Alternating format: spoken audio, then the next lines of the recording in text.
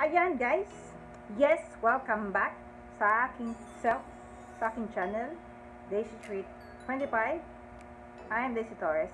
And bago matulog guys, meron lang ako ulit isi-share. Parang medyo pumayo tayo kasi nag-workout na po ako. Soon, ikukwento ko rin siya, isi-share ko rin sa inyo yung workout routine ko. At yun nga, i-share ko sa inyo yung Korean Mart na na-discover ko dito malapit sa amin. Diyan sa vicinity ng Calindola, San Pedro, Laguna. At ito yung mga nabili ko. The famous Samyang 2 times spicy noodles. Ayan. At ito po ay 75 pesos. Wow. Siguro bukas try ko kasi medyo gabi na ngayon. Baka hindi ako makatulog. At saka ito ay from Korea. Ayan, Korea. At saka ito ay halal. Ito ay available na rin sa bandang Saudi, UAE kasi halal. Alam niyo ba ibig sabihin ng halal? Pang export. Ibig sabihin na walang pork. No pork extender or no pork ingredients. Kasi 'di ba yung mga Arabic or Islam ay hindi sila kumakain ng pork. So kaya merong halal pang export na pwede nilang kainin without ingredients na pork inside. Okay. At saka meron din silang seaweed soup. Seaweed soup. Ito kasi nakasanayan ko ng kainin sa Japan. Kapag papasok ka sa mga restaurant sa Japan, ito yung unang ino-offer nila. Yung seaweed soup. Hindi ko mag-guarantee guys yung lasa nito.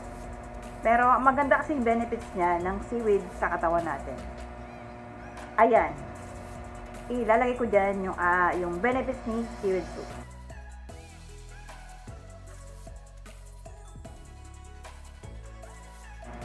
And balik ko nga pala ay 7 pesos lang sa siguro mga konti lang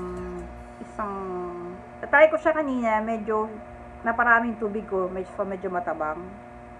So siguro konti lang and tsamba na lang sa hot water lang po ilalagay dito. Ito ay ang seaweed soup nga pala nila ay galing sa Japan. Thank God hindi galing ng China, di ba? Bali ito ay before na bibili ko siya sa festival.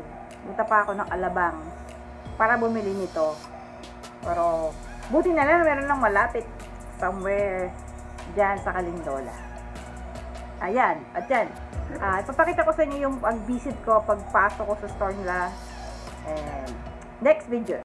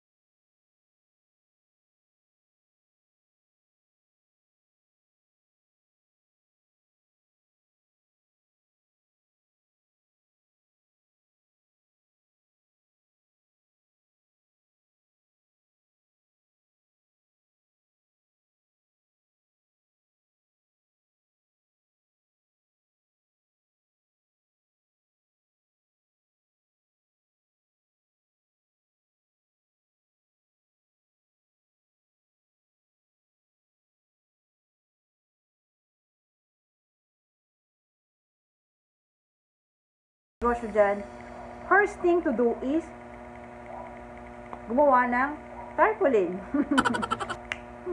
May naalala tuloy ako sa tarpaulin eh.